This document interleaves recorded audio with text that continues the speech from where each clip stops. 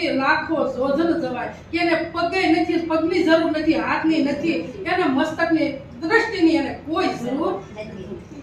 આવો આપણને બતાવી દીધો. તમે જુઓ તો ખરા. પણ વણ ક્રિયા એ મોજું માણતો હવે કઈ ક્રિયા કરવી પડે છે? 4 વાગે ઉઠીને સીતારામ સીતારામ કરવું પડે? નાવું પડે છે? ધ્યાનમાં બેસવું પડે? વણ ક્રિયા એ મોજું માણવું. તમે જુઓ તો ખરા. કઈ ક્રિયા કરી નથી કે મોજું માણવું. કોઈ આ દેહને કોઈ કષ્ટ જ નથી આપી અને આમને મોજું માણે. આ સદગુરુનું વસન છે. તમે જુઓ તો ખરા. આ વસન નક્કી કરી લો તો બેડો પાર. આ વસન નક્કી કરવાનું છે. ઘડિયું કરે ત્યાં નક્કી નહીં. એ 4 વાગે ટંકોરે ખખડાવો તમે નાઈ ધોઈ અને આ જો કાનો બેઠો તમે નવરાવો. એ ખોટું નથી. પગથિયું છે ભગવાનના હાથ જોડો. એ પગથિયું છે શેલી પદ્ધતિ વાહે પગથિયું છે. નથી એમ નહીં. પણ 4 વાગ્યાના ઉઠીને નાઈ ધોવાનું, દૂધ ધરાવવાનું, દીવાબત્તી કરવાનું, ટંકોર ઉપર. પણ પરમાત્મા તો આમાં બેઠા બેઠા એમ કહેશે કે મેં તને જગાડ્યો તો તું ટંકોરી વગાડવા ગયો છો. હું તો વગાડી ઊંઘમાં, ભર ઊંઘમાં તો તે વગાડી હોત તો ભર ઊંઘમાં એની વગાડી.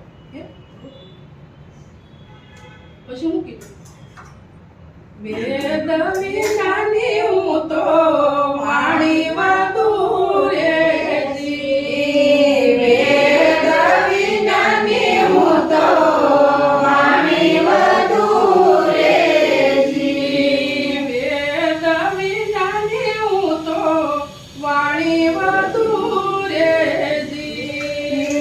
વેદ વિનાની હું તો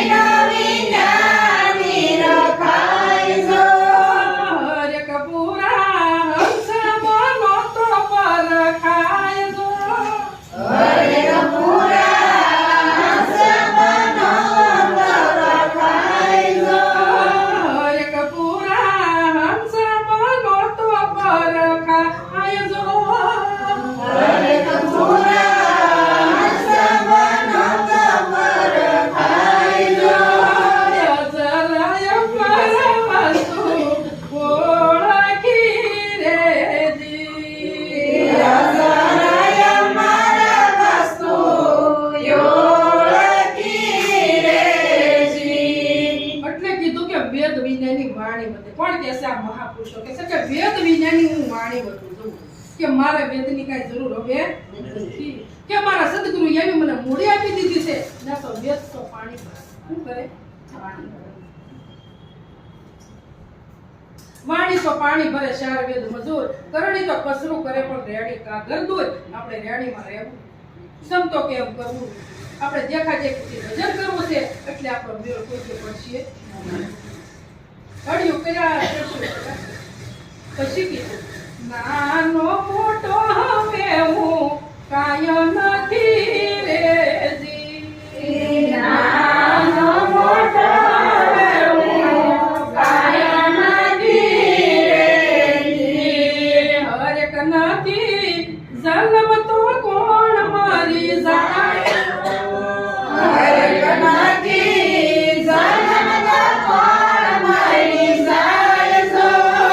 પુરાણ પુરુષોત્તમ ગુરુ ભેટિયા રે જી. પુરાણ પુરુષોત્તમ ગુરુ ભેટિયા રે જી. હરેક એથી લાલજી અમર ગણાય જો. હરેક એથી લાલજી અમર ગણાય જો. અજર અમર વસ્તુ ઓળખી રે જી. અજર અમર વસ્તુ ઓળખી રે જી. છેલ્લા શરણમાં કીધું કે નાનો મોટો હું હવે કાંઈ નથી. દેહ જ નથી તો નાનો મોટો ક્યાં આવે? એને અવસ્થા જ નથી તો નાનો મોટો ક્યાં આવે? કે નાનો મોટો હવે કાંઈ નથી અને નથી તો જન્મ આવે ને જાય. કોણ મરી જાય? તો કે દેહ જન્મે દેહ મરે. બાકી પરમાત્મા નિત્ય છે, નિરાકાર છે, અખંડ છે, અવિનાશી છે, એનો કોઈ જે વાત થતો નથી. પણ સત્સંગમાં બેસી અને એક સીતે આપણે સાંભળીએ, સુરતા ઠેકાણે રાખી, સત્સંગમાં જઈએ, સત્સંગમાં બેસી તો મનુષ્ય બનાય, નકર મનુષ્ય બનાય એવું નથી. સદગુરુને શરણે ગયા છતાં મનુષ્ય નથી. ભક્તિ છે સિંહણનું દૂધ છે ભગવાન. પાત્ર વગર પીરસાય નહીં. જો સંતને શરણે જાય તો મનુષ્ય બનાય, પાત્ર બનાય, અને તો ભક્તિ રૂપી સિંહણ જોવી હોય તો કે એને પાત્ર જોવે, સોનાનું પાત્ર જોવે. તો આપણે એમ પાત્ર બનવું જોવે. અને કોઈની સિંહણની વાત, દૂધની વાત નથી કરી, પણ ભક્તિ રૂપી સિંહણ. અને પાત્ર વગર એમાં રેડો ને તો એ વણસી જાય, એ ટકે નહીં. એ ફાડીને નીકળી જાય, પણ ટકતું નથી. આવ્યું આપણા સંતો, આપણા મહાપુરુષો નિરાંતના આવ્યું વાણીઓ કહી ગયા છે. આપણી માટે એની મહેનત કરીને મૂકી છે. આ બધી વાણી શબ્દોમાં મોતી સંતોના મુખથી નીકળેલા છે, પણ આપણી માટે મહેનત કરીને મૂકતા ગયા છે. પણ એ આપણે વાંચીને નક્કી કરીએ અને એનો વિચાર કરવાનો છે કે આ સંતો એટલી બધી મહેનત કરી છે અને મૂકતા ગયા છે, તો આપણે આને કાંઈક તો આપણે અજમાઈ નહીં, કાંઈક તો હંસગતિને પ્રાપ્ત હંસગતિને કાંઈક તો પ્રાપ્ત કરી. મોટી એને તો ઘર બજારમાં વેડ્યા છે, પણ હવે વેડવાની શક્તિ આપવામાં જોઈએ, એટલે હંસગતિ પ્રાપ્ત કરી. એટલે જ કીધું ને, અર્જુન મહારાજે કીધું, અંધો નર અંધારે ઉઠ્યો, જઈ બેઠો બજારમાં, વસ્તુ કેનું નામ વિસર્યો, શું વરે સવાર. સદગુરુને શરણે ગયા છતાં જો અંધા રહીએ તો કાંઈ મળવાનું નથી. આડા પાસ થઈ જશે. એટલું કહી અને મારા સદગુરુ અંબારામ મહારાજના શરણમાં મારી વાણી અર્પણ કરું છું. બોલો સદગુરુ મહારાજ.